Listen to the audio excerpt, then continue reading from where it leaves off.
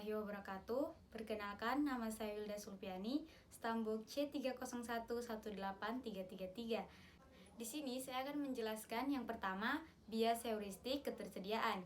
Bias heuristik ketersediaan adalah strategi untuk membuat penilaian berdasarkan seberapa mudah informasi tertentu dapat dimasukkan ke dalam pokok pikiran. Informasi yang lebih terlihat dan penting akan lebih sering digunakan dalam menentukan penilaian dan pertimbangan. Terdapat 4 bias dalam heuristik ketersediaan. Yang pertama, kemudahan untuk diingat berdasarkan atas keseringan dan keterbaharuan. Yang kedua, retrievabilitas atau biasanya berdasarkan atas struktur ingatan. Yang ketiga, hubungan dugaan. Yang keempat, hindsight bias. Yang kedua, heuristik keterwakilan. Heuristik ini tertuju khusus kepada bias yang paling sering diprediksi dalam situasi tertentu. Keterwakilan ialah suatu mesin mental yang bekerja dalam menaruh ciri, sifat, atau sebuah bayangan dari sebuah himpunan ke anggota himpunan lainnya, sehingga kita bisa bertemu dengan himpunan yang lainnya. Dalam artian, heuristik ini berguna untuk melekatkan diri kita kepada himpunan yang lain. Terdapat 5 jenis bias. Yang pertama, tidak sensitif terhadap base rate. Yang kedua, tidak sensitif terhadap ukuran sampel. Yang ketiga, kesalahan konsepsi peluang. Yang keempat, regresi pendamaian. Yang kelima, kesalahan konjungsi. Selanjutnya, yang ketiga, heuristik penjangkaran dan penyesuaian. Penjangkaran merupakan suatu kecenderungan untuk mengawali sebuah nilai tertentu untuk melakukan sebuah penilaian. Terdapat standar-standar perilaku yang digunakan untuk memudahkan nantinya dalam melakukan penilaian terhadap orang lain. Terdapat 3 bias dalam heuristik penjangkaran dan penyesuaian. Yang pertama, penyesuaian acuan yang tidak layak. Yang kedua, konjungtif dan disjungtif kejadian bias. Yang ketiga, overconfidence. Yang keempat, penerapan dan penelitian akuntansi.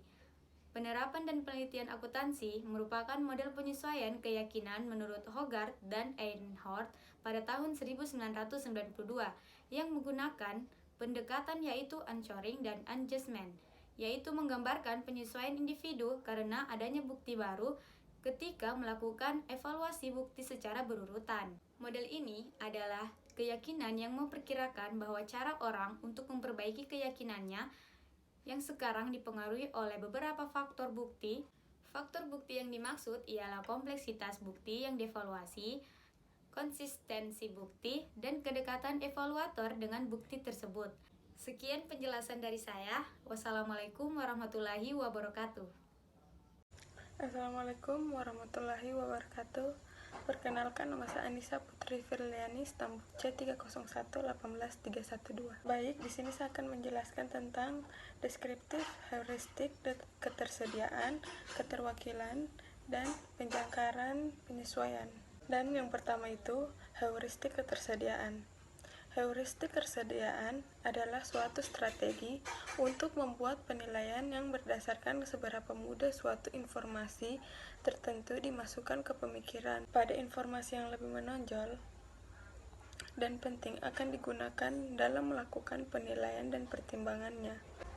Dan menurut Versi dan Kahneman pada 1974, heuristik ketersediaan yaitu suatu petunjuk yang praktis, yang dimana para pengambil dalam suatu keputusan dapat menilai frekuensi kelas maupun probabilitas dari suatu peristiwa yang dapat dimudahkan dengan berbagai contoh atau kejadian yang bisa dapat dibawa ke pemikiran.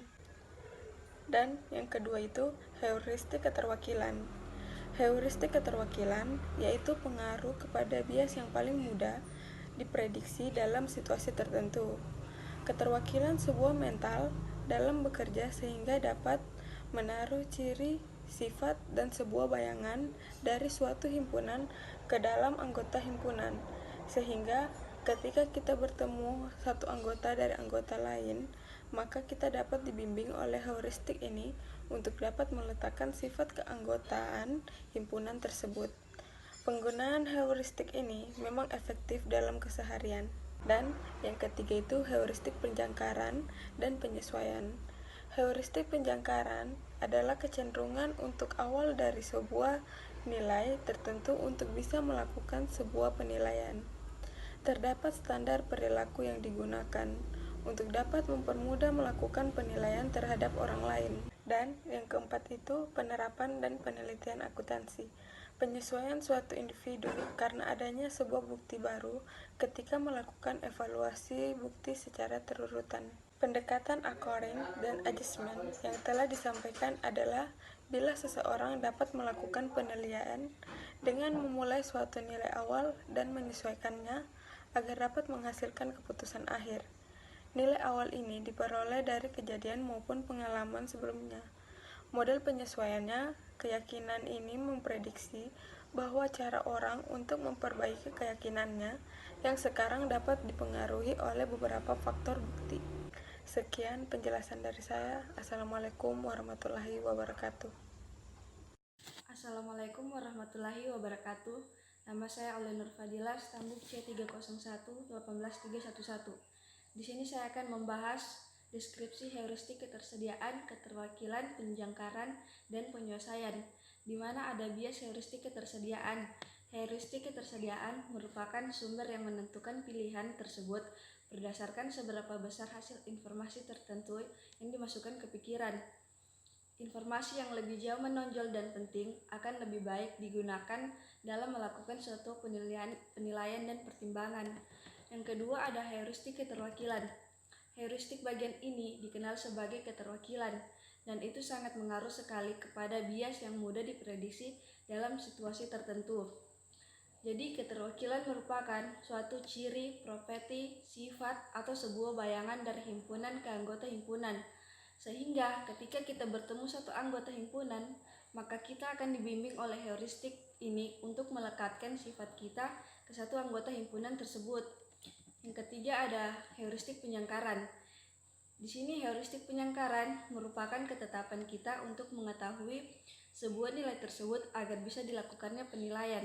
Yang terakhir ada penerapan dan penelitian akuntansi. Penelitian ini berfokus pada berbagai metode yang melibatkan pendekatan naturalistik dan interpretif terhadap pokok bahasannya. Penelitian ini memiliki tujuan yang berbeda. Tujuan penelitian tersebut berguna untuk memahami fenomena yang terjadi pada individu ataupun masyarakat yang disajikan dalam penentuan deskriptif yang terpencil. Terima kasih.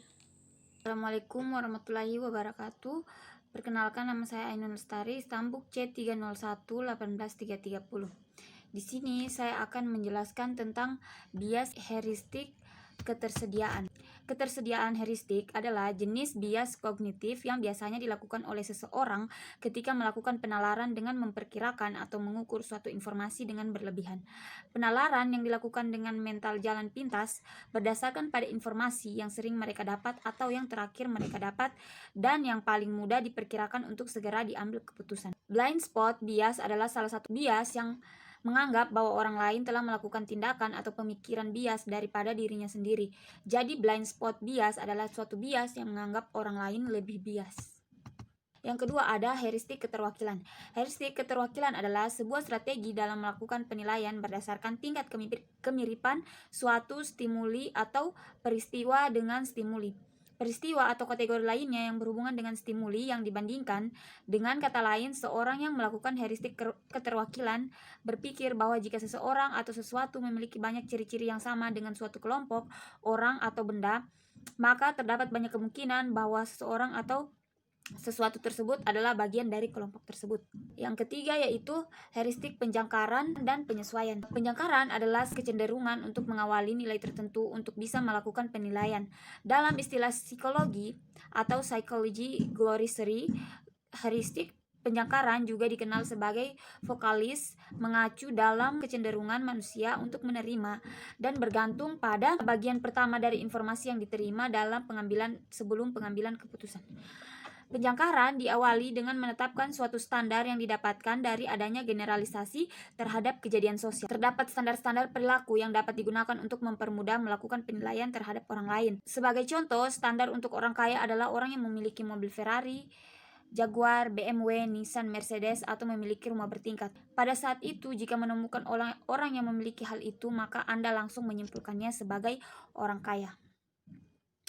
Dan yang terakhir adalah penerapan dan penelitian akuntansi. Jadi, pengaruh sistem akuntansi terhadap perilaku manusia yaitu ditandai dengan perubahan emosi, motivasi, produktivitas, kepuasan kerja, pengambilan keputusan, serta kerjasama tim. Kemudian selanjutnya juga memengaruhi secara alami terhadap budgeting, kontrol, atau pengendalian keuangan serta memaksimalkan fungsi setiap bagian dalam organisasi atau perusahaan. Selanjutnya yaitu penelitian akuntansi. Dengan demikian, peranan penelitian dalam pengembangan ilmu itu sendiri sudah tidak diragukan lagi. Ruang lingkup penelitian di bidang akuntansi keperilakuan sangat luas sekali. Tidak hanya meliputi bidang akuntansi saja, tetapi menyangkut penelitian dalam bidang etika, auditing, sistem informasi akuntansi, bahkan juga akuntansi keuangan. Sekian dari saya. Assalamualaikum warahmatullahi wabarakatuh. Assalamualaikum warahmatullahi wabarakatuh. Saya Cynthia Mercy Jessica dengan stambuk C301-18339 yang bersumber dari teori keperilakuan oleh Kartika Widya. Yang pertama yaitu bias heuristik ketersediaan. Definisi dari heuristik ketersediaan ini merupakan suatu strategi dalam membuat penilaian yang didasarkan dari seberapa gampang informasi tersebut dimasukkan dalam pikiran. Informasi yang penting atau lebih nyata akan lebih sering dipakai dalam melakukan pertimbangan dan penilaian. Di dalam bias heuristik ketersediaan ini terdapat 4 bias. Bias yang pertama itu kemudahan untuk diingat. Berdasarkan atas keterbaharuan dan keseringan, seorang pimpinan akan menilai penyebab dari suatu kejadian melalui tingkatan kejadian yang ada dalam pikiran atau memori. Di dalam bias yang kedua yaitu reti-evabilitas, di mana berdasarkan atas struktur ingatan. Tversky dan Kahneman pada tahun 1983 mendapati bahwa orang pada umumnya akan memberikan respon kepada angka yang lebih besar. Alasan penting dari pola ini yaitu ketika konsumen belajar tentang lokasi untuk jenis produk atau toko dan mengatur memori dan pikiran mereka seperti itu. Bias yang ketiga yaitu hubungan dugaan. Jika kemungkinan adanya dua kejadian terjadi secara bersamaan dinilai dengan ketersediaan dari penerimaan secara instan kejadian dalam memori dan pikiran kita. Seringkali kita menandai suatu kemungkinan tinggi yang kita tidak sukai di mana dua kejadian tersebut akan terulang kembali secara bersamaan. Bias yang keempat yaitu hindsight bias. Seseorang lebih gampang menghayalkan yang biasanya terjadi dan bukannya hal-hal yang luar biasa atau terbiasa. Pokok pembahasan yang kedua yaitu heuristik keterwakilan. Heuristik ini menuju kepada bias yang paling mudah diprediksi dalam situasi tertentu. Keterwakilan merupakan roda mental bekerja yang menaruh properti, sifat ciri, atau sebuah hayalan dari sebuah himpunan ke anggota himpunan. Sehingga jika kita ketemu satu anggota himpunan, kita dibimbing dan diarahkan oleh heuristik ini agar bisa mendapatkan sifat ke satu anggota himpunan itu. Yang pertama, bias kelima. Berdasarkan tidak sensitif terhadap base rate. Bias yang keenam, berdasarkan tidak sensitif terhadap ukuran sampel. Meski ukuran sampel sangat fundamental terhadap ilmu statistik berpendapat bahwa jika semakin besar ukuran sampel, maka semakin bagus probabilitas mewakili setiap kejadian. Bias yang ketujuh, berdasarkan kesalahan konsepsi dari peluang. Secara umum, seseorang biasanya mengandalkan intuisi mereka dan salah menyimpulkan, di mana peluang biasanya dilihat sebagai proses pembenaran diri ketika adanya penyimpangan dalam satu arah, menginduksi penyimpangan dalam arah yang berlawanan untuk mengembalikan keseimbangan. Bias yang ke-8 yaitu regresi pada mean. Adanya pengaruh dari regresi menuju mean. Mengapa memakai konsep regresi menuju mean sementara hasil statistik valid? Karena representativeness heuristik menghitung untuk bias sistematika ini di dalam sebuah pertimbangan. Bias yang ke-9 yaitu kesalahan konjugasi. Melalui teori probabilitas, patutnya kita tahu bahwa peluang untuk mendapatkan suatu kejadian kedua lebih besar atau sama dengan peluang untuk mendapatkan pertama dan kedua sekaligus. Pembahasan yang ketiga yaitu heuristik penjangkaran dan penyesuaian. Penjangkaran merupakan keinginan untuk mengawali sebuah nilai tertentu agar bisa melakukan sebuah penilaian. Ditemukan standar-standar perilaku yang digunakan untuk mempermudah melakukan penilaian terhadap orang lain. Di dalam heuristik penjangkaran dan penyesuaian ini terdapat lanjutan dari bias yang sebelumnya. Bias yang ke-10 berdasarkan penyesuaian acuan yang tidak layak. Meskipun subjek mengetahui bahwa acuannya acak dan saling tidak berhubungan terhadap pertimbangan, acuan mempunyai efek yang dramatis terhadap pertimbangan mereka. Nisbet dan Ross pada tahun 1980 dalam PLOS tahun 1993 memperlihatkan suatu argumen yang memperkirakan bahwa bias pengacuan dan penyesuaian itu sendiri menyatakan bahwa sangat sulit sekali untuk mengubah strategi dalam pengambilan keputusan. Mereka juga berpendapat bahwa masing-masing heuristik yang diidentifikasi saat ini bertindak sebagai acuan kognitif dan merupakan pusat dari proses dari pertimbangan saat ini. Bias yang ke-11 berdasarkan konjungtif dan disjungtif kejadian bias. Bagaimana setiap bias ini dapat diwujudkan dalam suatu konteks terapan?